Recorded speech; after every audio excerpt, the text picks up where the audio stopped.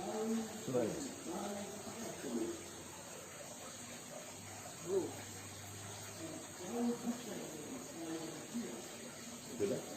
Sudah. Shalom. Damai di hati. Damai di hati. Shalom. Puji syukur kepada Tuhan karena di saat ini kita masih diperkenankan Tuhan untuk kita boleh beribadah lagi. Untuk itu sebagai informasi akan menjadi kadim kita malam hari ini Bapak Penatua Kristus dan sementara dalam persiapan saya undang semua kita menyanyi bersama-sama berhimpun semua. Berhimpun semua menghadap Tuhan dan pujilah Dia pemurah benar. Berakhirlah segala pergumulan, diganti kedamaian yang besar. Mari kita berdoa. Puji dan syukur kami naikkan kehadirat-Mu ya Bapa di dalam surga atas segala kasih dan kemurahan-Mu dalam kehidupan kami. Di sepanjang hari ini kami telah beraktivitas dalam tugas dan kerja kami, dan kami bersyukur di malam hari ini Tuhan kami masih diberikan kesempatan lagi untuk kami boleh beribadah kepada-Mu. Biar Kau menyampaikan menuntun ibadah kami agar boleh berjalan terus dan sesuai dengan kehendak-Mu. Kami berdoa buat kadim kami di malam hari ini Bapak Penatua Kristus Bokau. Biar kiranya Tuhan yang akan tetap terus menuntun dia, menganugerahkan dia hikmat daripada-Mu, Roh Kudus kiranya menuntunnya, agar dia boleh menjalankan tugas pelayanannya di malam hari ini hanya seturut dan sesuai dengan kehendak-Mu. Ini doa kami ya Bapa, dalam nama Tuhan Yesus kami berdoa. Haleluya. Amin.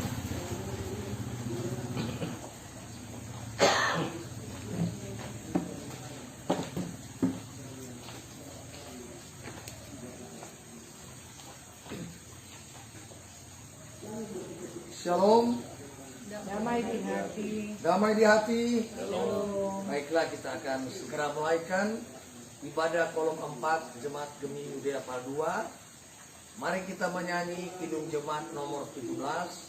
Tuhan Allah hadir pada saat ini.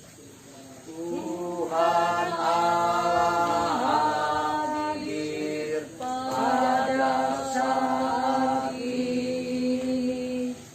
Hai sembah sujud di sini, diam dengan hormat, tubuh serta jiwa, tunduklah menghadap Dia. Marilah umatnya, hatimu serahkan dalam kerendahan. Tahbisan pertolongan kepada kita adalah dalam nama Tuhan yang menjadikan langit dan bumi, yang memelihara kasih setia untuk selama-lamanya dan tidak meninggalkan perbuatan tangannya. Amin. Kita menyanyi klik nomor 122, kasih dari sorga memenuhi tempat ini. Kasih dari sorga memenuhi tempat ini. Kasih dari Bapa sorgawi, kasih dari Yesus mengalir di hatiku, membuat damai di hidupku, mengalir kasih dari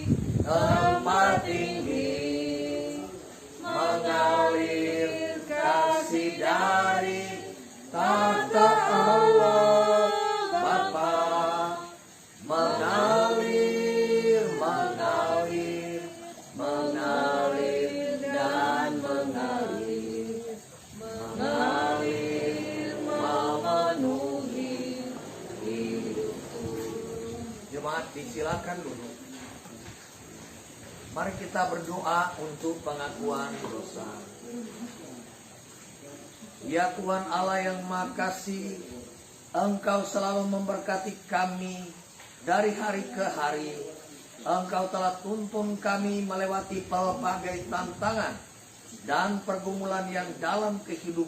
Mereka mengakani mayat itu, mengusungnya keluar dan pergi menguburnya. Kira-kira 3 jam kemudian masuklah istri Ananias, tetapi ia tidak tahu apa yang telah terjadi. Kata Petrus kepadanya, katakanlah kepadaku, dengan harga sekian tanah itu kamu jual? Jawab perempuan itu, betul sekian. Kata Petrus, mengapa kamu berdua bersepakat untuk mencobai roh Tuhan? Lihatlah, orang-orang yang baru mengubur suamimu berdiri di depan pintu, dan mereka akan mengusung engkau juga keluar.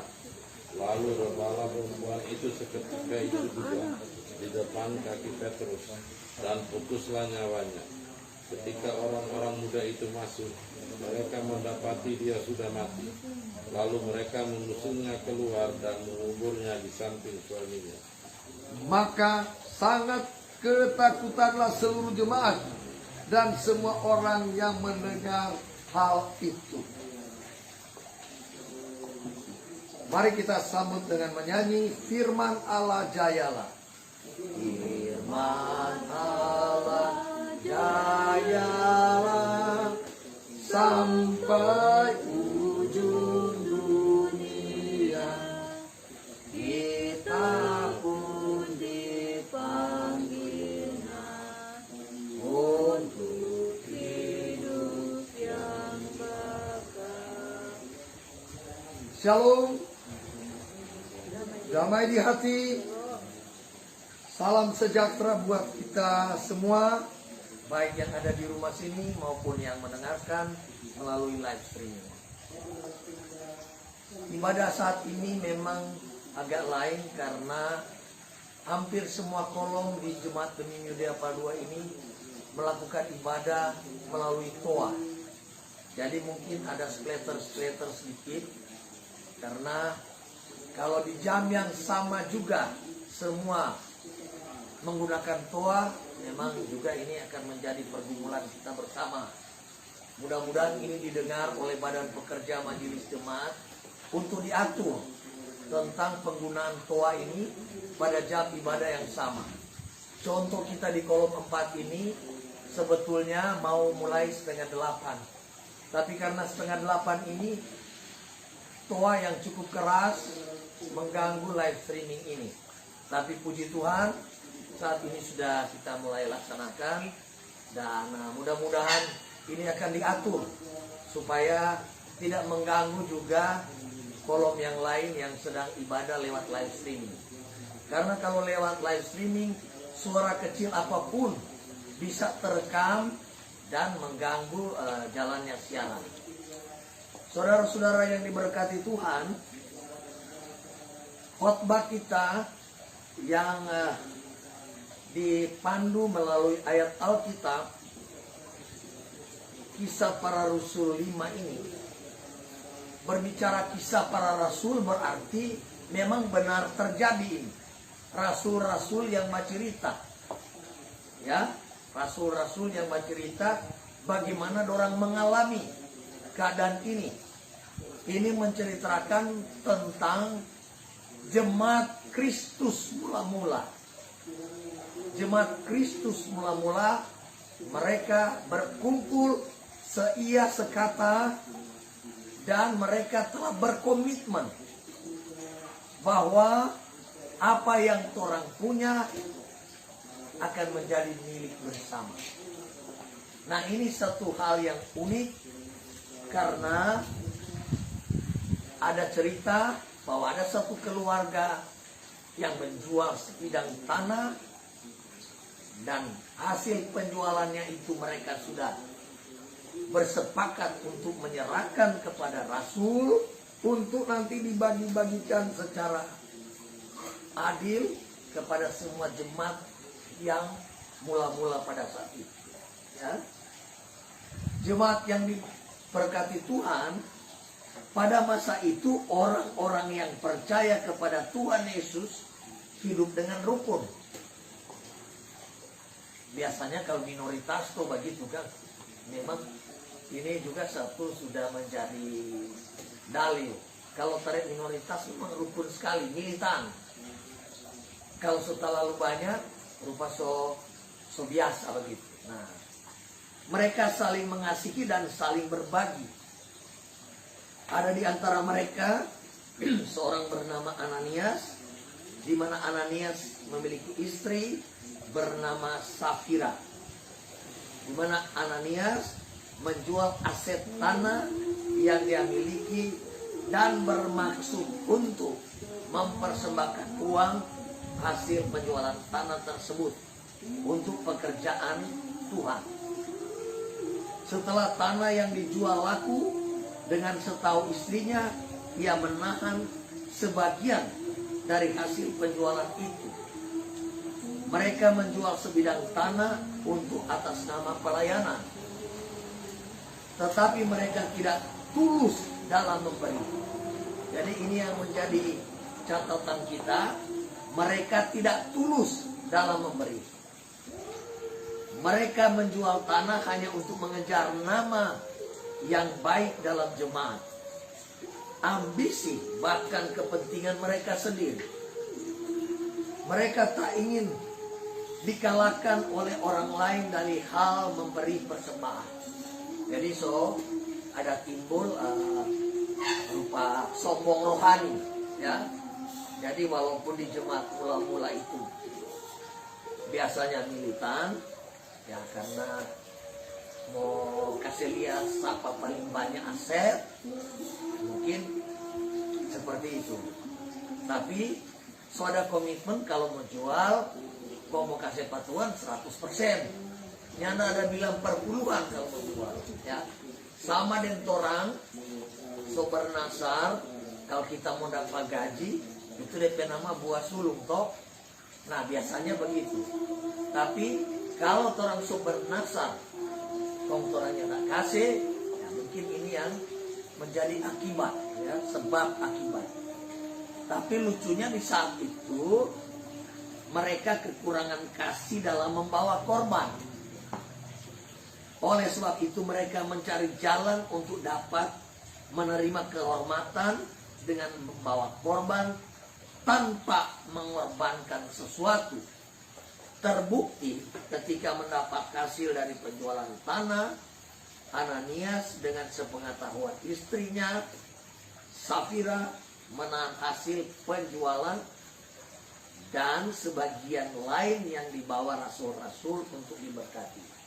Karena mungkin waktu dia bilang, kalau laku nih tanah, kalau harga sekarang 100 juta, kita mau kasih. Kemungkinan waktu itu sulit dia mau jual tuh tanah toh. Jadi dia berpikir kalau memang laku, kita mau kasih. Tapi serta pelaku banyak nih doi, besar juga teh ini, kasih juga begini. Nah ini yang menjadi tidak tulus, ya, menjadi tidak tulus. Perilaku mereka diketahui oleh Roh Kudus dan dinyatakan pada Petrus. Jadi Petrus bukan dengan kemanusiaannya yang bisa tahu siapa kondorang dua dan jual tanah, tidak 100% kasih. Kalau tanpa gerakan Roh Kudus, tentu Petrus nggak tahu. Jadi Petrus cuma bilang rahasia dusta Ananias, sehingga Petrus mengatakan kepada Ananias, mengapa hatimu dikuasai iblis? Tentu waktu ini Ananias bawa Pak Petrus ini persembahan, secara kejiwaan dapat lihat ada dusta nih orang ini.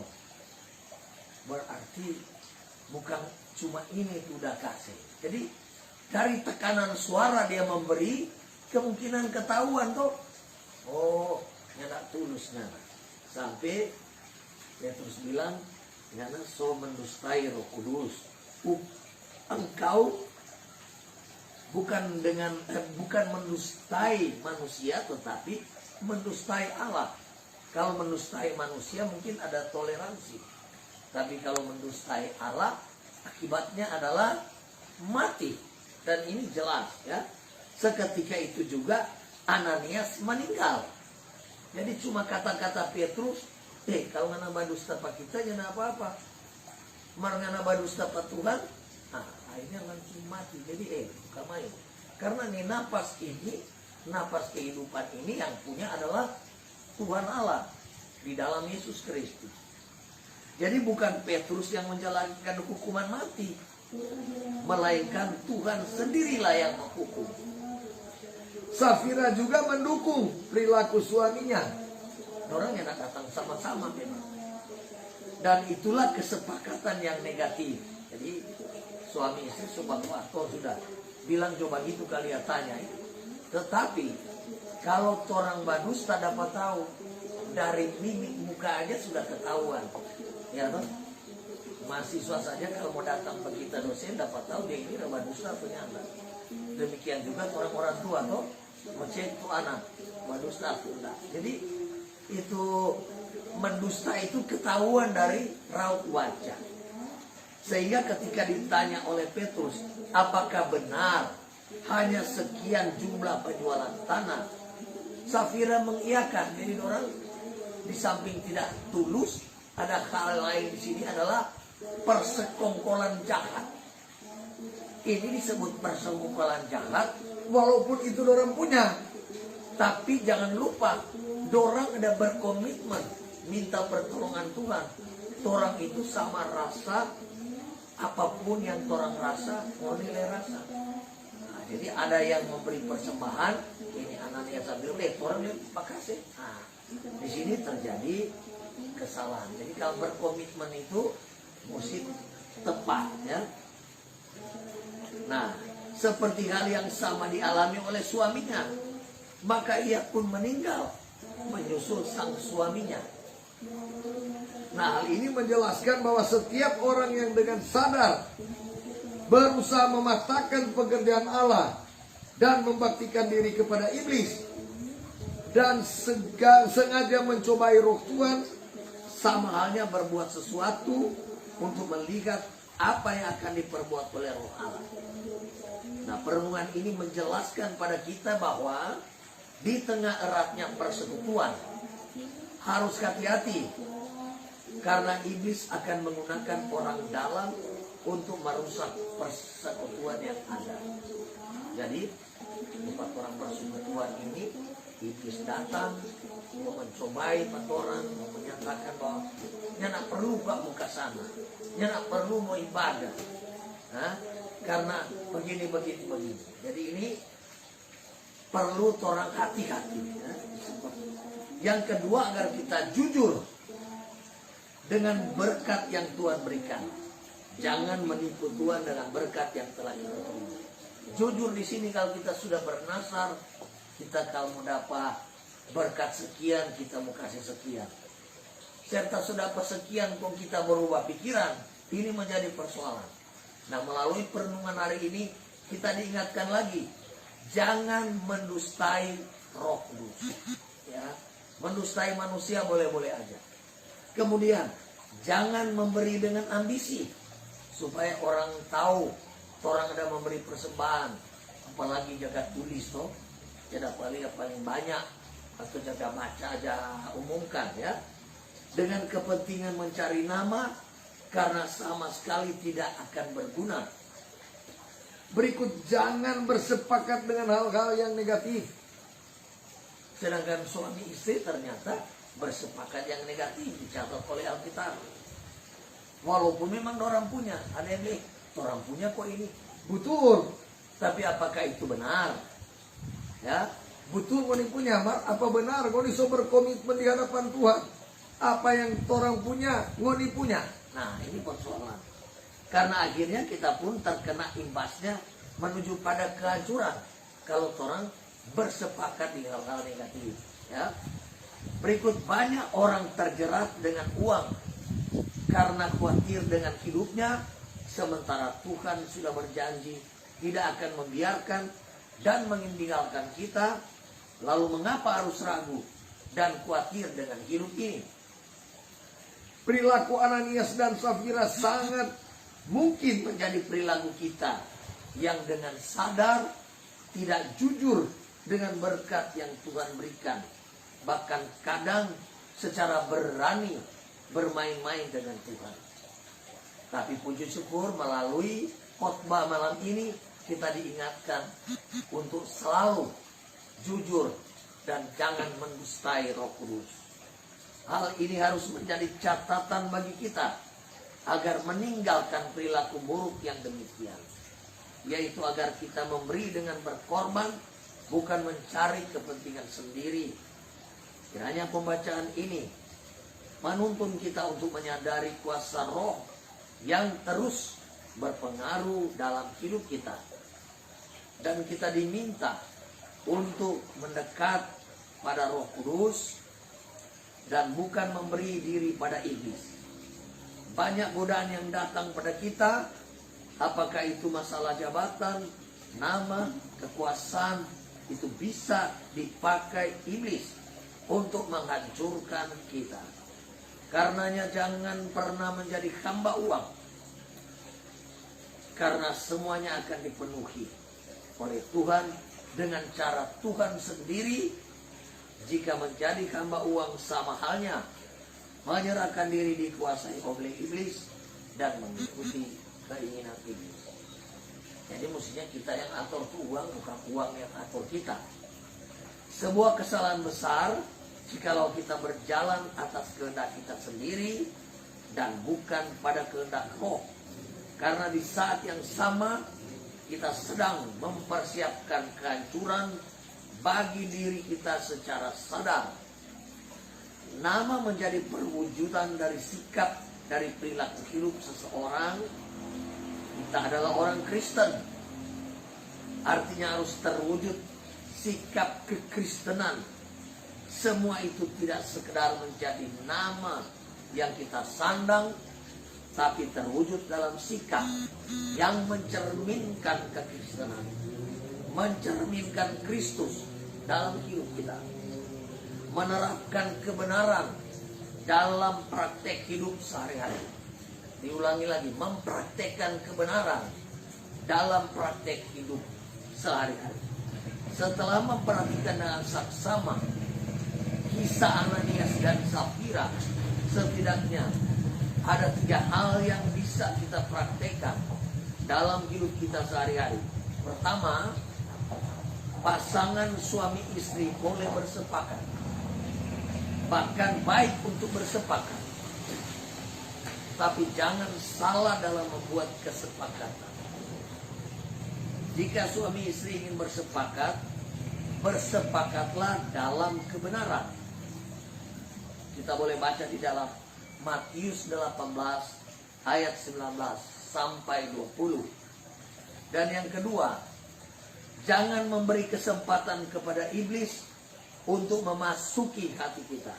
Efesus 4 ayat 27, Lukas 4 ayat 13, 1 Petrus 5 ayat 8. Ini akan menjadi ayat-ayat yang perlu kita baca. Sebaliknya kita harus melawan iblis dengan iman yang teguh. Dapat kita baca di dalam 1 Petrus 5 ayat 9. Dan yang ketiga, jangan berdusta. Apalagi mendustai hamba Tuhan. Imamat 19 ayat 11 sampai 12, Yakobus 3 ayat 14, Matius 5 ayat 37, dan Yohanes 8 ayat 44 dapat menjadi referensi kita untuk hal yang ketiga ini, supaya kita jangan berdusta. Saudara-saudara yang dikasihi Tuhan, hiduplah dalam Roh. Jangan sekali-kali tinggalkan Roh dalam kehidupan kita, agar kita bisa menjadi orang Kristen yang benar-benar melakukan hal-hal yang sesuai dengan kehendak Tuhan, agar kita tidak dihukum oleh Tuhan. Karena hukuman Tuhan, bayangkan mati tiba-tiba, ya, karena sehat-sehat kok mati tiba-tiba. Tuhan melakukan hal yang benar, jujur, dan percaya kepada Tuhan. Kalau hanya Dialah sang sumber berkat kita. Dia yang akan menolong dan memberkati kehidupan kita bersama dengan keluarga kita masing-masing. Amin. Jemaat yang diberkati Tuhan, marilah dengan syukur dan sukacita kita memberikan persembahan yang nantinya itu sudah dibagikan oleh Pak Samas, amplop-amplop yang nantinya juga akan diserahkan ke Pak Samas pada saat dia menjalankan liturgi, karena hari Minggu juga kita semua masih ibadah secara daring, kecuali petugas yang bertugas yang akan ke gereja, ya. Mari kita menyanyi NMBT nomor 15, hai seluruh umat Tuhan bawalah syukur. Hai seluruh umat Tuhan bawalah syukurmu, tanda terima kasih atas berkat Tuhan. Persembahanmu itu akan diberkati, bersyukurlah selalu atas berkat Tuhan. Jemaat yang diberkati Tuhan, kita akan masuk ke dalam doa umum. Mari kita berdoa. Perkenankanlah kami menghadap hadirat-Mu yang kudus ya Tuhan Allah. Kami umat-Mu yang ada dalam persekutuan saat ini, boleh Engkau izinkan kembali untuk mendengar firman-Mu. Biarlah firman-Mu akan membaharui kehidupan kami, sehingga perilaku hidup ini semakin memuliakan nama-Mu yang kudus itu. Kami telah mempersembahkan persembahan syukur. Kiranya persembahan ini boleh memuliakan nama Tuhan dan diberkati. Tuntunlah kami di kehidupan hari ini, esok dan seterusnya. Berilah kami sehat, kuat, panjang umur, iman yang kuat, terlebih takut akan Tuhan dalam menjalankan hidup ini. Baruilah hidup kami dengan kasih setia-Mu, agar kami boleh saling mengasihi satu dengan yang lain, saling menghormati, saling bergandengan tangan, baik susah maupun senang. Untuk itu kiranya Tuhan boleh tuntun dan topang kami dengan tangan-Mu, agar boleh menjadi orang-orang yang rendah hati. Berdoa juga bagi para pelayan khusus dan UPK Pripra. Kiranya Tuhan yang akan memberkati mereka semua dalam tugas dan tanggung jawab yang ada. Bagi kami yang beribadah kepada-Mu saat ini, kiranya selalu ada dalam naungan kasih Tuhan dan perlindungan-Mu. Setiap keluarga yang ada di kolom 4 Jemaat Gemi Yudea Pal 2 ini, kiranya tetap ada dalam penyertaan pertolongan dan pemeliharaan kasih, dan berkat Tuhan selalu mengalir dalam hidup kami. Mungkin ada keluarga yang sementara bergumul, Tuhan kiranya memberi pertolongan bagi mereka. Berdoa juga buat negara kami, dari pemerintah pusat sampai kepada pelosok-pelosok yang ada di desa dan kelurahan. Berilah kerjasama yang baik antar mereka, agar boleh membangun kerukunan yang harmonis, terutama takut akan Tuhan. Jauh-jauhkanlah kami dari berbagai sakit penyakit, terutama yang sementara terjadi pada saat ini, yaitu pandemi COVID-19. Kiranya Tuhan menjaga melindungi kami semua, baik dokter, perawat, dan orang yang terkena COVID. Kami yakin dan percaya bahwa Tuhan tidak pernah meninggalkan kami, dan penyakit ini akan segera berlalu. Kiranya Engkau mengabulkan doa permohonan kami sesuai dengan rahmat dan kehendak-Mu. Di dalam nama Tuhan Yesus Kristus, kami berdoa dan mengucap syukur. Haleluya. Amin. Jemaat diundang bangkit berdiri. Kita akan tutup ibadah ini. Mari kita menyanyi NKB nomor 189. Pegang tanganku. Ku ingin selalu dekat padamu. Ku ingin selalu dekat padamu. Ikut kau Tuhan, tiada cemburu. Bila kau pimpin kehidupanku, takkan ku ragu tetap langkahku. Oh Juru Selamat, pegang tanganku, bimbinganmu yang aku perlu. Beri pertolongan dan kuasamu, oh Tuhan Yesus, pegang tanganku. Terimalah berkat Tuhan, kasih karunia dan berkat dari Tuhan kita Yesus Kristus menyertai saudara sekalian kini dan sampai selama-lamanya.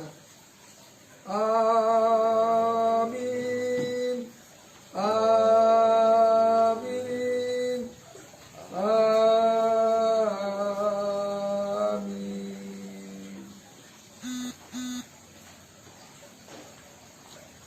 Mari kita berdoa. Terima kasih Bapa di dalam surga, ibadah kami malam hari ini boleh terlaksana dan selesai dengan baik. Semua hanya oleh karena tuntunan dan pertolongan tangan kasih kami saja. Ya Bapa di surga, di malam hari ini kami berdoa buat Bapak Petrus yang telah menjadi saluran berkat kami di malam hari ini.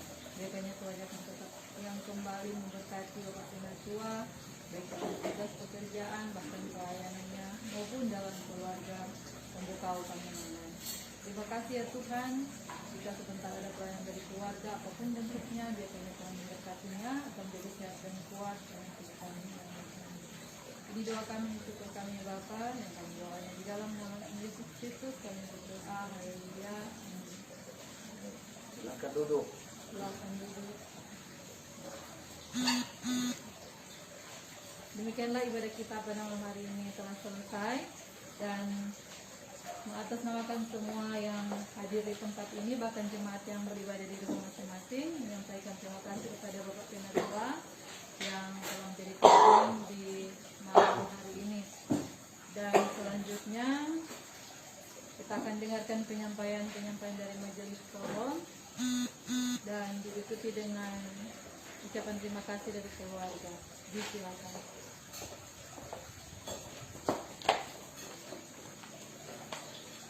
Shalom, damai di hati. Baiklah, atas nama Pelsus Kolom 4 dan keluarga Homokau Pangemanan, mengucapkan terima kasih buat kita semua yang boleh hadir mengikuti ibadah Kolom 4 Jemaat Gemim Yudea Padua pada hari ini, hari Senin tanggal 26 Juli 2021.